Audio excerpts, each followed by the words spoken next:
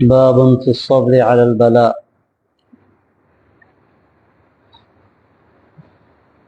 قال الله تعالى: أعوذ بالله من الشيطان الرجيم.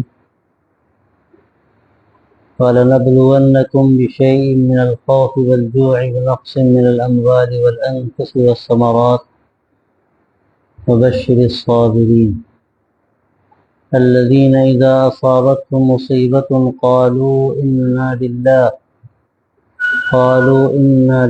وإنا إليه راجعون. وقال تعالى: إنما يوفى الصابرون أجرهم بغير حساب. وقال تعالى: ولمن صبر وغفر إن ذلك لمن عزم الأمور.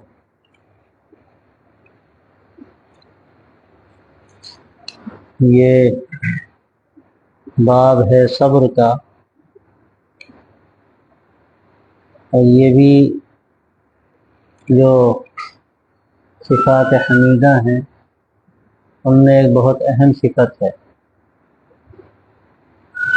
عام طور پر اردو میں جو صبر کا استعمال ہوتا ہے وہ بھی محدود معنوں میں ہوتا ہے۔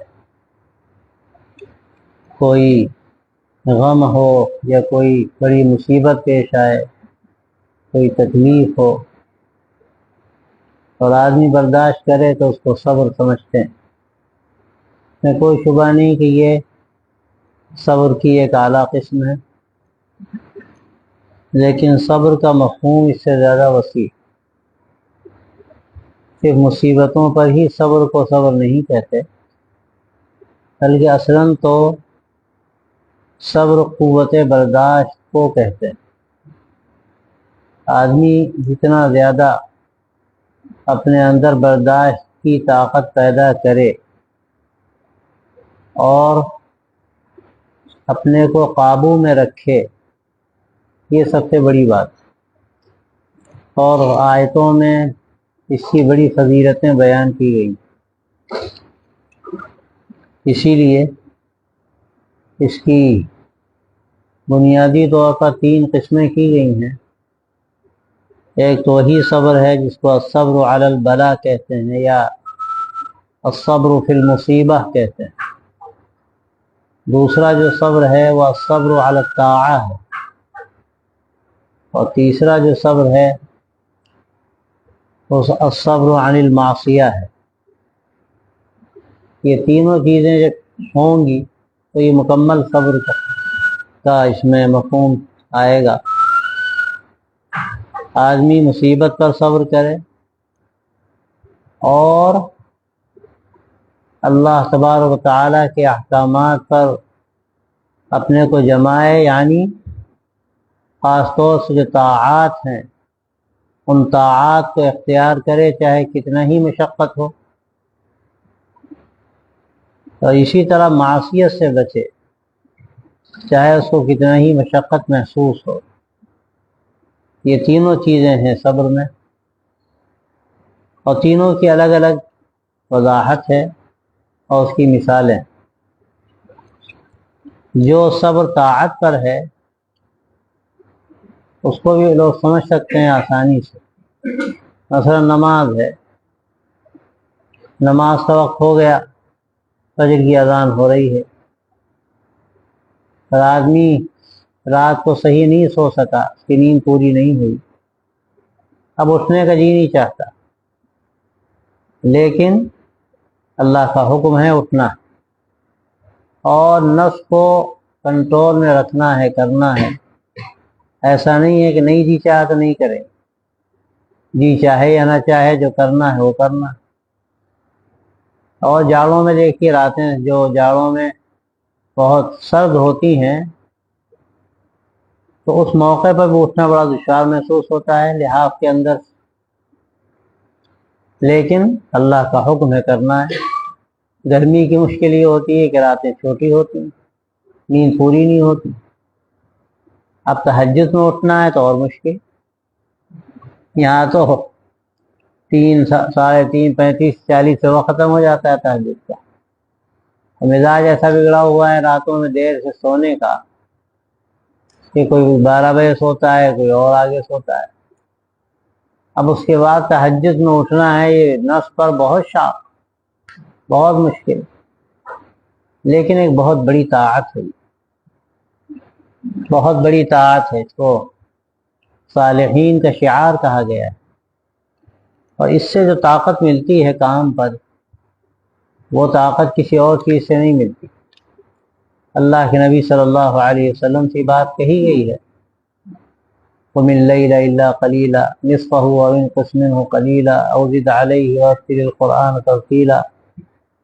آگے جو بات ہے، ان لک فی النہار سبحا طویلا، آپ کو دن میں بہت کام کرنا ہے، آپ رات کو اٹھ جائیے، آدھی رات، ایک تہائی رات، جو بھی ہو، اللہ کے سامنے کھڑے ہو جائیے۔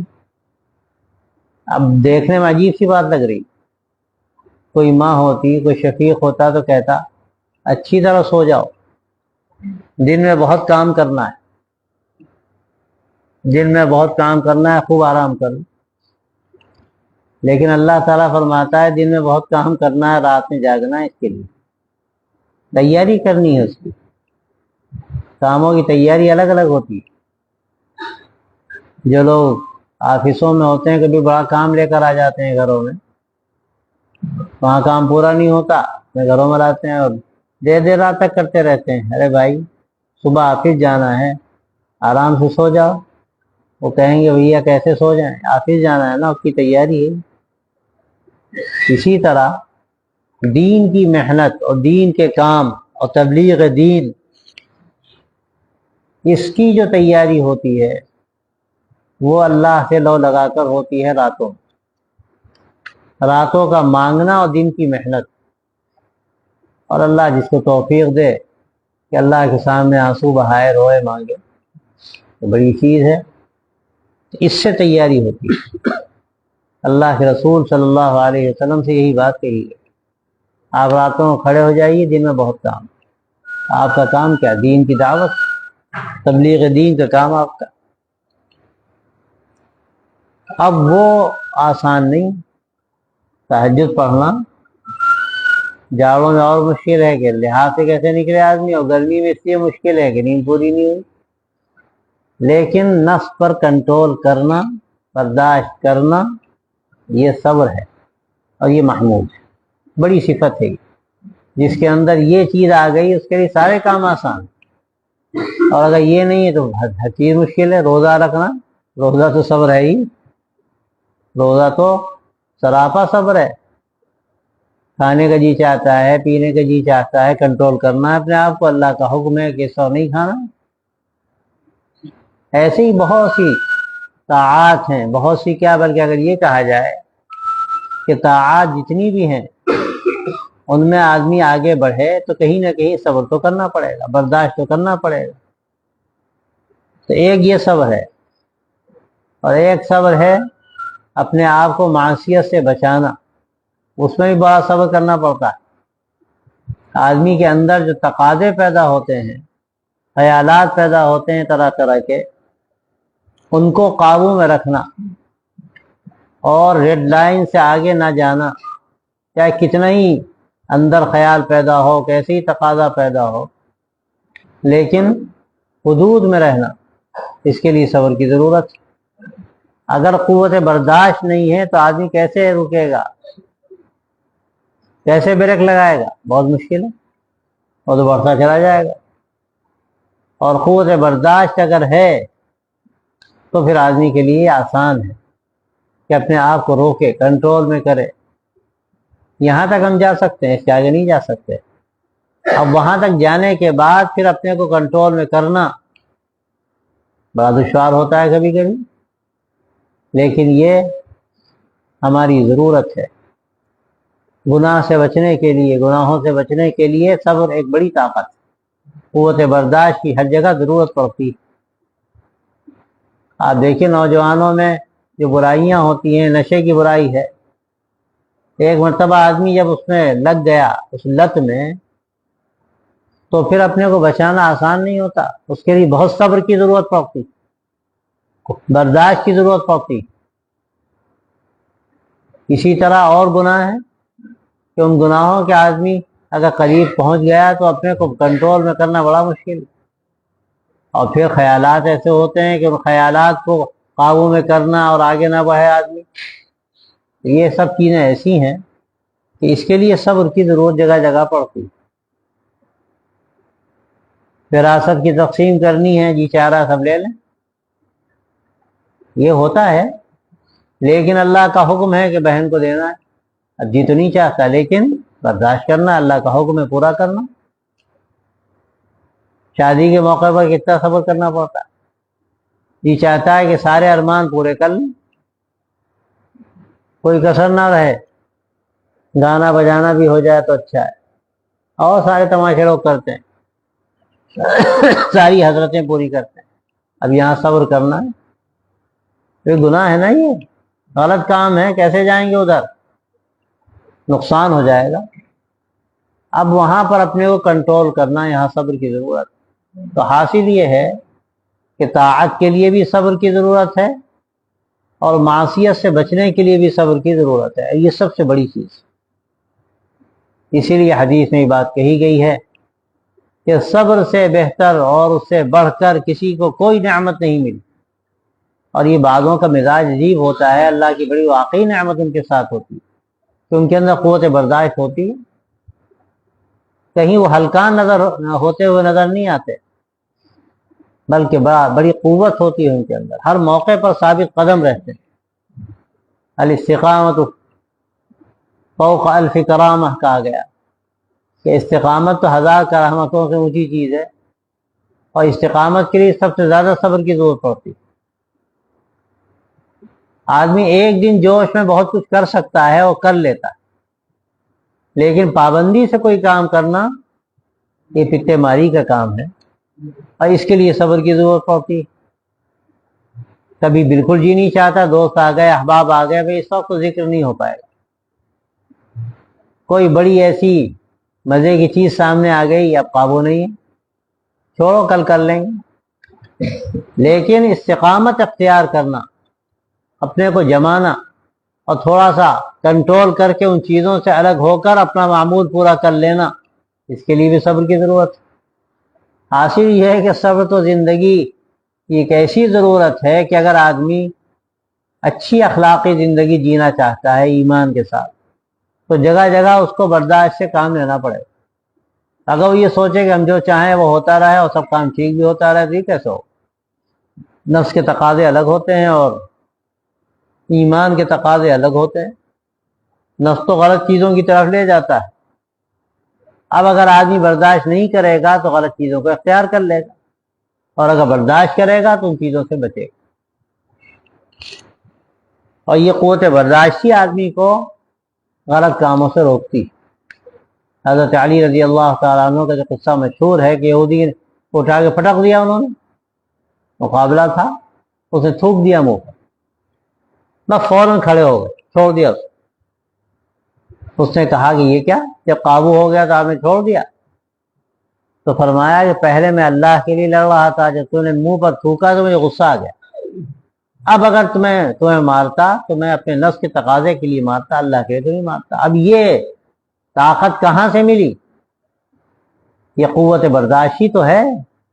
فوراً کنٹرول کیا اپنے اوپر کہ اب نفس کے تقاضے سے جو کام ہو رہا ہے یہ صحیح نہیں، فوراً ہٹ گئے. آسان نہیں ہوتا یہ. وہاں تو آدمی بہانے کر لیتا ہے، ارے نہیں ہم تو اس کو اسی لیے مار رہے ہیں کہ کافر ہے،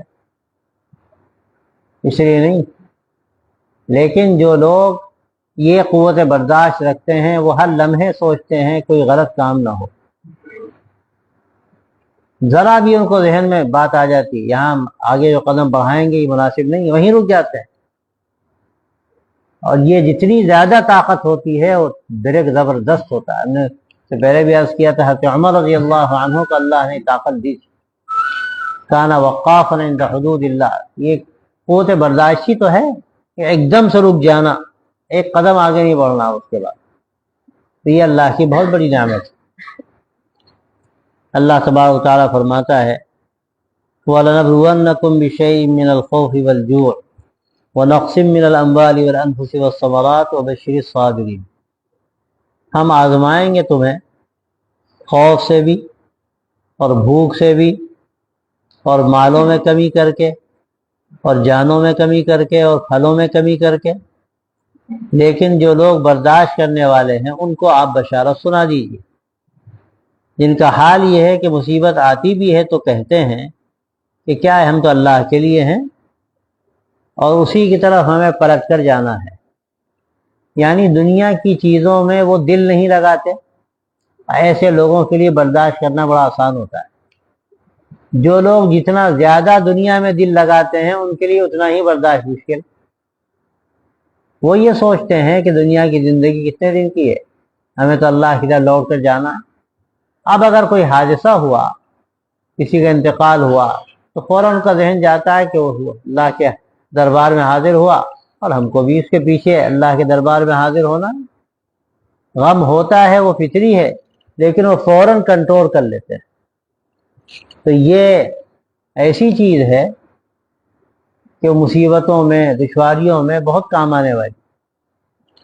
اب یہ جو مصیبتیں ہیں یہ الگ الگ طریقے کی ہوتی ہیں، اس کی مثالیں قرآن مجید میں دی گئی، یہاں پر اس آیت میں دی گئی۔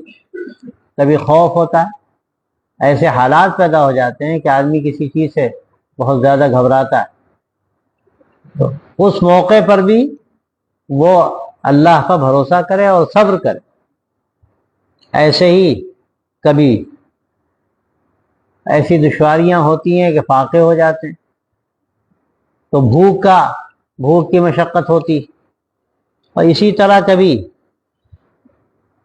جو کاروبار ہے وہ مان پڑ جاتا ہے، دشواریاں اس میں ہوتی، جو آمدنی ہوتی تھی وہ آمدنی نہیں ہوتی، کمی ہو جاتی، اس میں آدمی ہلکان ہوتا ہے، وہاں بھی صبر کرنا۔ بعض لوگ اتنے زیادہ سے پریشان ہوتے ہیں، جہاں تک غیر مسلموں کا تعلق ہے تو ان کا تو کوئی مسئلہ ہی نہیں، خودکشی تک کر لیتے ہیں لوگ۔ لیکن افسوس ہے مسلمانوں میں ایسے واقعات اب پیش آنے لگے کہ کوئی اس طرح کی دشواری ہوئی تو یہاں تک کبھی کبھی واقعات پیش آئے کہ انہوں نے خودکشی کر لی۔ آخری درجے کی بات ہے یہ، ورنہ یہ کہ بالکل ایسا نظر آتا ہے جیسے اب یہ ہلاک ہو جائیں گے، یہ بے صبری کی بات۔ آدمی اگر آخرت کو اپنے سامنے رکھے تو کیا ہے، دنیا کی مشقتیں اور دشواریاں سب آسان ہو جائیں۔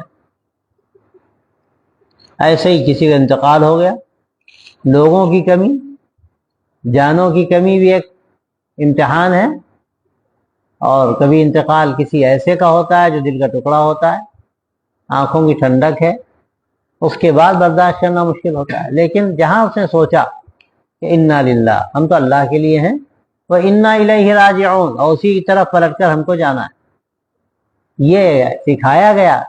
غم کے موقع پر آدمی پڑھے انا للہ و انا الیہ راجعون، لیکن چونکہ ہم لوگ معانی سے واقف نہیں ہوتے تو اس کا پیغام ہم نہیں قبول کر پاتے۔ اگر اس کے مفہوم کو بھی آدمی سمجھتا ہو اور یہ سخت کلمہ کہے کہ بھائی اللہ کے لیے ہم ہیں اور ہم سب کو اللہ ہی کی طرف پلٹ کر جانا ہے، جب یہ مزاج بن جائے، دل کے اندر یہ عقیدہ پیدا ہو جائے تو پھر صبر کرنا آسان ہو جاتا ہے۔ اس لیے آپ دیکھیے اولیاء اللہ کا حال یہ ہوتا ہے کہ بڑے بڑے واقعات ہوتے ہیں لیکن کہیں نہیں لگتا کہ ان پر بہت زیادہ اس کا اثر پڑا، پوری طرح برداشت کرتے۔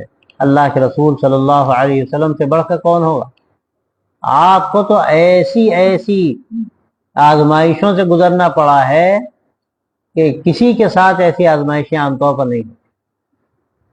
آپ کی پیدائش سے پہلے آپ کے والد کی وفات ہو گئی، اور پھر آپ چند سال کے تھے، 5 سال کے، 6 سال کے، والدہ کی وفات ہو گئی۔ پھر اس کے بعد دادا کی تربیت میں آئے اور اس سے مانوس ہوئے، 10 سال کی عمر ہوئی، دادا کی وفات ہو گئی۔ چچا نے اپنے آغوش تربیت میں لیا اور بڑی محبت فرماتے تھے، اور پھر جب اللہ نے اسلام آپ کے ذریعے سے اسلام کی اشاعت کا کام شروع فرمایا، بعثت ہوئی اور لوگ مخالف ہو گئے، اس وقت سب سے بڑھ کر جو ساتھ دینے والے تھے وہ چچا تھے، اور آپ کی اہلیہ حضرت خدیجہ تھی۔ دونوں کا قریبی مدت پہ انتقال ہو۔ بیوی کا انتقال معمولی نہیں، ایسی بیوی جنہوں نے آپ کو کیسی کیسی تسلی دی، جب آپ پر وحی آئی اور آپ تشریف لائے اور کہنے مجھے تو ڈر ہوتا ہے کہ میں ہلاک نہ ہو جاؤں۔ حضرت خدیجہ رضی اللہ تعالی عنہ نے فرمایا کیسے ہو سکتا ہے، آپ کیسی لوگوں کی خدمت کرتے ہیں، تحمل الکل وتعین علی نوائب الحق وتقری الضیف، جو الفاظ آتے ہیں، مہمان نوازی کرتے ہیں، لوگوں کے کام آتے ہیں اور مہمانوں کے ساتھ سلوک کرتے ہیں، اللہ تعالیٰ آپ کو کیسے ہلاک کرے گا؟ اور انہوں نے پھر تسلی کے کلمات کہے، حضرت ورقہ بن نوفل کے پاس لے گئیں، ہر طرح سے کچھ پناہی کرتی، لیکن ان کا بھی انتقال ہو گیا۔ ایسی آزمائشوں سے آپ کو گزرنا پڑا۔ اور پھر دیکھیے، ایک بیٹا تھا، 4 بیٹیاں اور بھی اولادیں آپ کی ہوئی، بچپن میں انتقال ہوا، لیکن ایک بیٹا تھا جو کچھ بڑا ہوا، چند سال عمر ہو گئی، چلنے پھرنے کے قابل ہو گئے، حضرت ابراہیم، ان کا بھی انتقال ہو گیا۔ آپ پر اثر پڑا، لیکن آپ صبر و عزیمت کے پہاڑ، آپ نے کلمات کہے کہ آنکھوں میں آنسو ہیں اور دل غمگین ہے، لیکن اور تمہارے فراق سے دل غمگین ہے، لیکن ہم وہی کہتے ہیں جو اللہ تعالیٰ جس سے راضی ہو۔ پھر آپ کی بیٹیوں کو، 4 بیٹیوں میں 3 کا تو آپ کے سامنے انتقال ہوا۔ اولاد کا انتقال معمولی نہیں ہوتا، 3 کا آپ کے سامنے انتقال ہوا۔ حضرت فاطمہ رضی اللہ تعالیٰ عنہ رہ گئی تھی، اور ان کا بھی آپ کے وفات کے 6 مہینے کے بعد ان کا بھی انتقال ہو گیا۔ اس قدر آپ کو غم اٹھانے پڑے، لیکن ہمیشہ آپ نے صبر کیا اور صبر کی تلقین فرمائی۔ آگے روایت میں آ بھی رہا ہے کہ آپ کی ایک صاحبزادی تھی، انہوں نے آپ صلی اللہ علیہ وسلم کو یہ کہلا بھیجا کہ میرے بیٹے کو لگتا ہے انتقال کا وقت قریب آ گیا، آپ تشریف لے آئیے۔ تو آپ صلی اللہ علیہ وسلم نے ان کو سلام کہلوایا اور فرمایا کہ اسے کہو کہ اللہ ہی کے لیے جو اس نے لیا اور اللہ ہی کے لیے جو اس نے دیا، اور اللہ کے ہر چیز کا طے ہے وقت، تو ان کو صبر کرنا چاہیے اور اللہ سے ثواب کی امید رکھنی چاہیے۔ لیکن دوبارہ انہوں نے کسی کو بھیجا کہ آپ ضرور تشریف لائیں اپنے صبر کے لیے اور تسکین کے لیے۔ ظاہر آپ کو، آپ کے سامنے کیسا ان کو سکون ہوتا۔ تو آپ تشریف لے گئے اور آپ کے ساتھ اسعد بن عبادہ اور کچھ لوگ تھے۔ بچے کو حضور کی گود میں دیا گیا، آپ نے گود میں اس کو لیا اور اس کی جان نکل رہی، وہ دم توڑ رہا تھا بچہ آپ کا نواسا، تو آپ کے آنکھوں سے آنسو جاری ہوئے۔ تو حضرت سعد نے کہا کہ اللہ کے رسول یہ کیا؟ آپ نے فرمایا کہ یہ تو اللہ کی رحمت ہے، یہ تو رحمت ہے جس کو اللہ تعالیٰ اپنے بندوں کے دلوں میں رکھتا ہے، اور اللہ تعالیٰ اپنے ان بندوں پر رحم فرماتا ہے جن کے دل میں رحم ہو، جو دوسروں پر رحم کرتے ہوں۔ تو یہ تو ایک طبعی چیز ہے کہ آپ صلی اللہ علیہ وسلم کی آنکھوں سے آنسو جاری ہوئے، اور کیسے کیسے آپ کو مشقتوں سے گزرنا پڑا، کیسے حادثات سے گزرنا پڑا، لیکن آپ نے صبر سے، کیسا صبر آپ کو اللہ نے دیا تھا۔ وہی نمونہ ہے امت کے لیے، آپ صلی اللہ علیہ وسلم کا جو آپ نے طریقہ اختیار فرمایا، وہ نمونہ ہے امت کے لیے۔ اور پھر آگے روایت میں فرمایا کہ انما یوفی الصابرون اجرہم بغیر حساب، کہ صبر کرنے والوں کا جو بدلہ اللہ دے گا بغیر حساب کتاب کے دے گا، بھر بھر کے دے گا، شمار کر کے نہیں دے گا۔ اس لیے کہ صبر بہت بڑی چیز ہے، برداشت کی قوت بہت بڑی چیز ہے، اور ہر موقع پہ اس کی ضرورت پڑتی۔ وَلَمَنْ صَبَرَ وَغَفَرَ إِنَّ ذَلِكَ لَمِنْ عَزْمِ الْأُمُورِ، اور جو بھی صبر سے کام لے اور معاف کر دے تو یہ تو بڑے دل گردے کے کام ہیں۔ یہ بہت اہم موقع ہوتا ہے صبر کا۔ اگر کوئی آپ کو تکلیف پہنچائے، اگر کوئی آپ کو ستائے اور پریشان کرے، اس موقع پر آدمی بدلہ نہ لے اور معاف کر دے تو یہ بڑی آسان چیز نہیں، بڑی سخت بات۔ آدمی چاہتا ہے فوری طور پر انتقام لے لے اور نہ چھوڑے اس کو، لیکن اس کے بعد بھی آدمی برداشت کرے اور انتقام نہ لے تو اللہ تبارک و تعالی اس کو پسند فرماتا ہے۔ اور اس کو فرمایا کہ بڑے دل گردے کا کام، دل جگرے کا کام ہے، جس کو کہتے ہیں، آسان نہیں ہوتا۔ لیکن اگر اللہ کسی کو یہ صفت دے دے تو یہ بہت بڑی چیز ہے۔ اللہ والوں کا خاص یہ خاصہ ہوتا ہے، خاص صفت ہوتی ہے ان کی، کہ ان کو کوئی برا بھلا کہے، ان کے ساتھ کوئی سلوک برے سے برا کرے، لیکن وہ کسی کے ساتھ برائی نہیں چاہتے، وہ سب کے ساتھ اچھا سلوک کرتے ہیں، اور یہ قرب الہی کا بہت بڑا ذریعہ ہے۔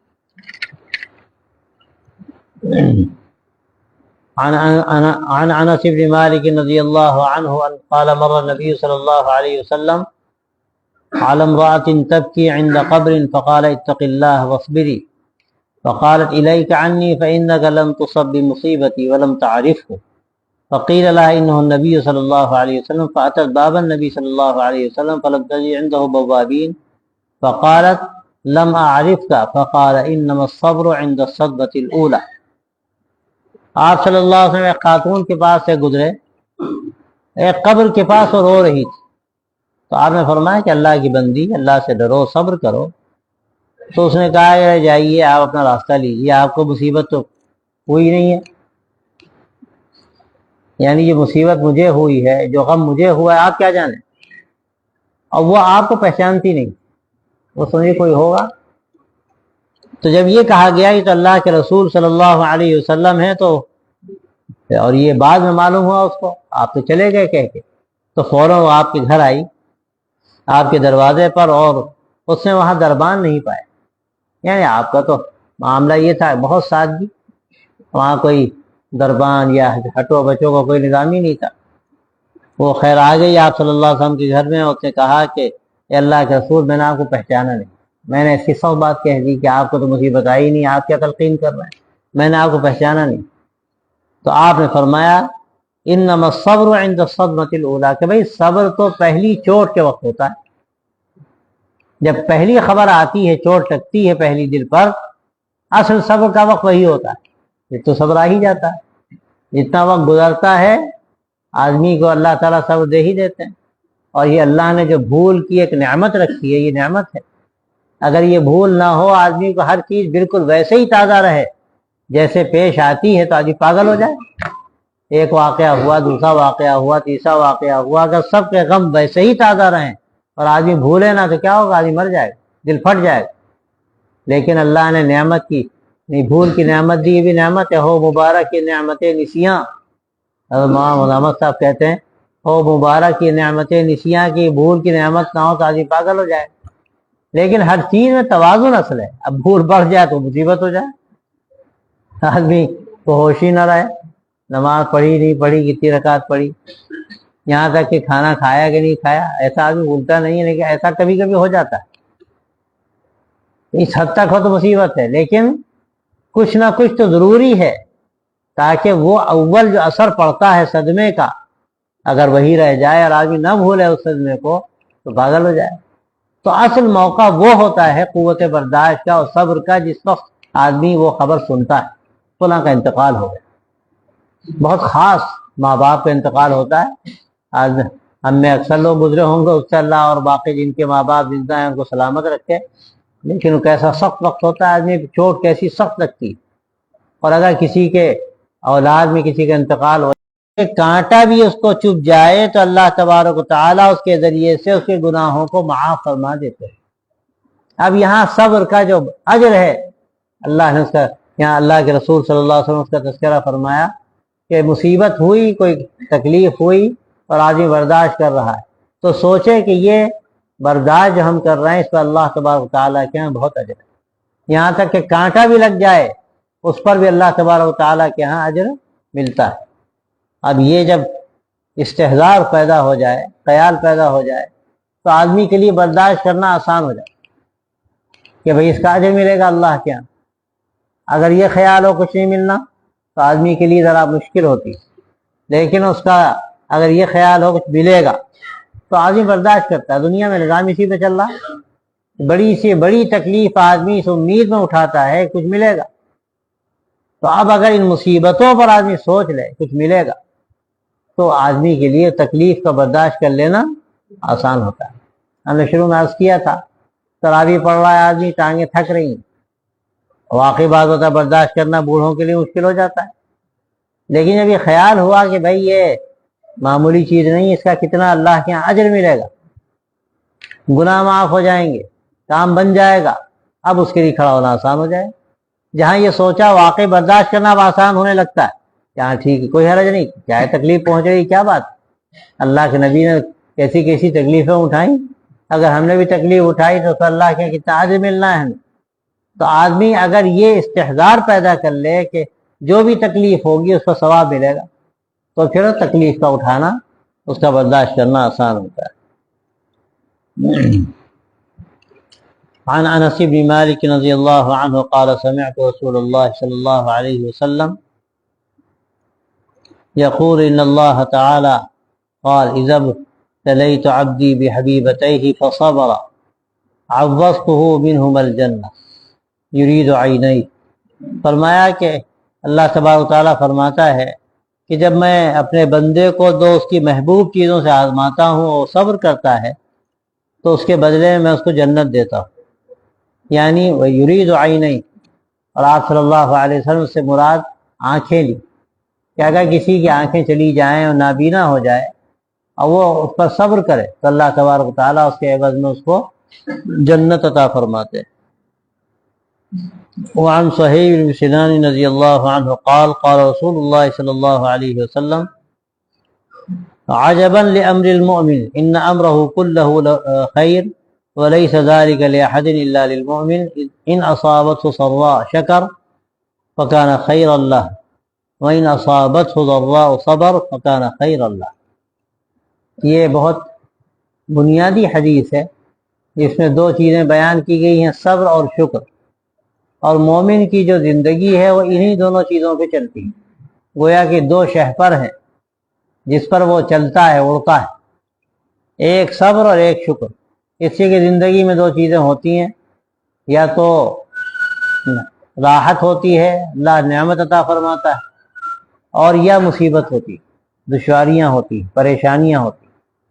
راحت ہے، آرام ہے، نعمت ہے، اس پر شکر. مصیبت ہے، دشواری ہے، غم ہے، اندو ہے، اس پر صبر ہے. اور دونوں حالتیں ایمان والے کے لیے بہتر. شکر کرے گا تو خیر اور صبر کرے گا تو خیر. دونوں حالتوں میں اللہ تبارک و تعالیٰ نے اس کے لیے خیر رکھا ہے. تو یہ دو بڑی نعمتیں اللہ تبارک و تعالیٰ نے اس کو دی ہیں. ان کا اگر خیال رہے تو آدمی کی زندگی سراپا عبادت بن جاتی ہے، سراپا خیر بن جاتی ہے. اور ہر موقع پر اس کا آدمی کو اگر ذرا دھیان کر لے تو وہ کر سکتا ہے. آدمی کہیں چل رہا ہے، کہیں گزر رہا ہے، کہیں کسی سے معاملہ کر رہا ہے، کہیں عبادت میں لگا ہوا ہے، یا کہیں تفریح تباہ کے لیے گیا ہوا ہے، جہاں بھی ہے، جس حال میں بھی ہے، اگر غور کرے تو دو حالتوں سے خالی نہیں ہوتا. یا تو مزہ ہے، آرام ہے، راحت ہے، اور یا پھر کلفت ہے، پریشانی ہے.